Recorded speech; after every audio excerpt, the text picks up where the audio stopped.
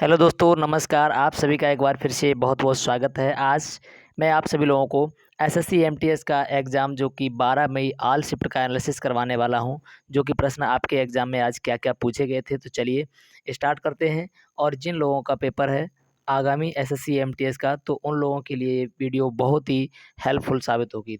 तो चलिए स्टार्ट करते हैं अपना पहला प्रश्न, जो कि आज की शिफ्ट में आज की तीनों शिफ्टों से मिलाकर के ये प्रश्न पूछे गए हैं। तो चलिए पहला प्रश्न है, ओजोन परत किस मंडल में पाई जाती है? तो ओजोन परत के लिए किस मंडल में पाई जाती है, तो ऑप्शन देंगे और अपना स्कोर भी आप सभी लोग काउंट करेंगे। तो चलिए इसका आंसर हो जाएगा ऑप्शन नंबर बी, ये समताप मंडल में पाई जाती है। चलिए अगला प्रश्न देखते हैं।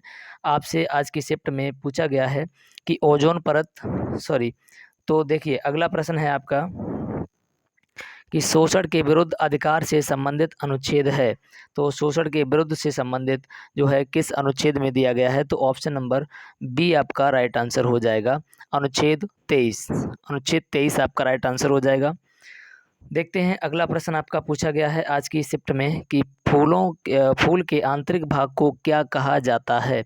तो ऑप्शन है पुंकेसर, स्त्रीकेसर और इसके बाद में पुमंग और एपिडर्मिस। तो इसका राइट आंसर क्या हो जाएगा, ऑप्शन नंबर बी हो जाएगा, यानी स्त्री केसर कहा जाता है। आगे देखते हैं अगला प्रश्न आपसे पूछा गया था कि सुप्रीम कोर्ट से संबंधित अनुच्छेद कौन सा है। तो अनुच्छेद 124, 129, 214 या 215। तो आपका राइट आंसर हो जाएगा इसके लिए ऑप्शन नंबर ए, यानी 124 आपका राइट आंसर हो जाएगा, 124। चलिए अगला देखते हैं। अगला प्रश्न आपसे पूछा गया है आज की शिफ्ट में कि अल्लाह रखा खान का संबंध किस वाद्य यंत्र से है। तो इसका संबंध जो हो जाएगा आपका राइट आंसर ऑप्शन नंबर इसका ए करेक्ट, यानी तबला वादक से आपका राइट आंसर हो जाएगा। चलिए देखते हैं अगला प्रश्न। प्रश्न है कि दप्पू डांस का संबंध किस राज्य से है। तो इसके लिए मणिपुर, आंध्र प्रदेश, कर्नाटक या तेलंगाना। तो आपका राइट आंसर हो जाएगा ऑप्शन नंबर तो बी आपका राइट आंसर हो जाएगा, ऑप्शन नंबर बी आपका बिल्कुल करेक्ट आंसर हो जाएगा। आगे देखते हैं अगला प्रश्न आपसे पूछा गया है कि नवंबर 2022 में आयोजित T20 सीरीज का कप्तान कौन था। तो आपका ऑप्शन आपके सामने है और इसका राइट आंसर हो जाएगा ऑप्शन नंबर बी, आपका ऑप्शन नंबर बी इसका राइट आंसर था। चलिए देखते हैं अगला प्रश्न है आपका, पूछा गया है कि एलपीजी स्कीम पहल से संबंधित मंत्रालय है। देखिए यहाँ से प्रश्न बहुत पूछे जा रहे हैं मंत्रालय से, तो आप जो है इनको योजनाओं से प्रश्न आ रहे हैं तो इनको पढ़ कर के जाइए, जिनका आगे आगामी शिफ्ट में जो पेपर है उन लोगों के लिए।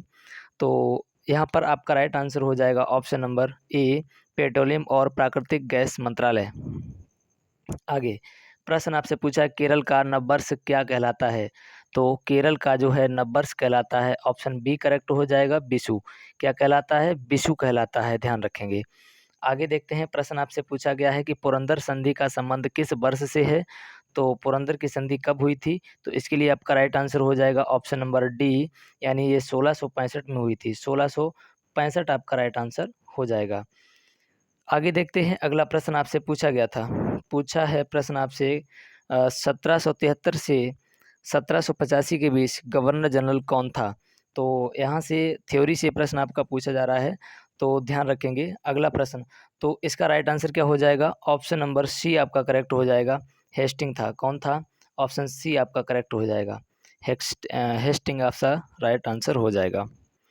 देखते हैं प्रश्न है प्रश्न नंबर 12, क्या पूछा गया है आपसे कि लौह स्तंभ निम्न में से कौन सा है, मतलब कहाँ स्थित है लौह स्तंभ।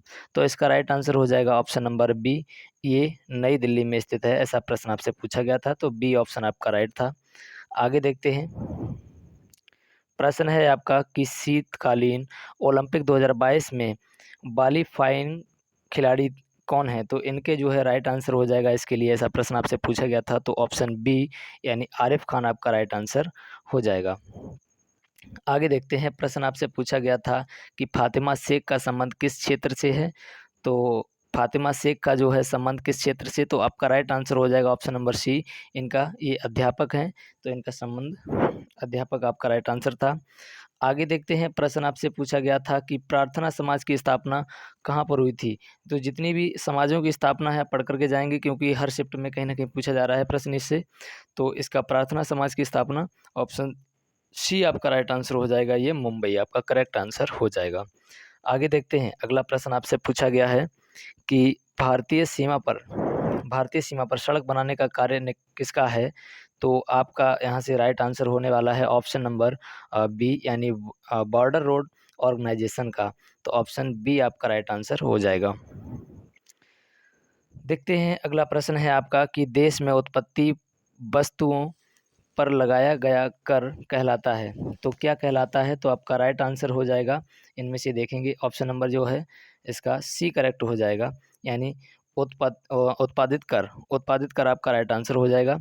आगे देखते हैं, अगला प्रश्न है, प्रश्न क्या है कि बांदीपुर राष्ट्रीय उद्यान किस राज्य में स्थित है।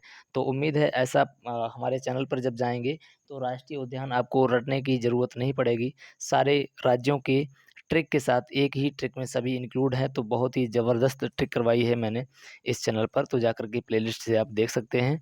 तो बांदीपुर राष्ट्रीय उद्यान किस राज्य में स्थित है, तो इसका राइट आंसर हो जाएगा ये कर्नाटक। बांदीपुर कर्नाटक में स्थित है, आपका बी ऑप्शन करेक्ट हो जाएगा। आगे देखते हैं, अगला प्रश्न है कि पद्मावत पुस्तक निम्न में से किसने लिखी थी। तो पद्मावत जो है पुस्तक ये लिखी थी, आपका राइट आंसर हो जाएगा option number A, Alauddin Khilji. आगे प्रश्न देखेंगे, प्रश्न है कि जनसंख्या घनत्व किस प्रकार मापा जाता है। तो जनसंख्या घनत्व जो है ये आपका मापा जाता है ऑप्शन नंबर ए, यानी 382 व्यक्ति वर्ग किलोमीटर। तो ऐसा कुछ क्वेश्चन था, आगे देखते हैं। तो चलिए, अभी तक आपने हमारे चैनल को सब्सक्राइब नहीं किया है तो इसी प्रकार से एनालिसिस पाने के लिए और टॉपिक वाइज ट्रिक के साथ जीके जीएस पढ़ने के लिए चैनल को सब्सक्राइब करके बेल आइकन को प्रेस करिएगा। चलिए मिलते हैं नेक्स्ट वीडियो में, तब तक के लिए जय हिंद।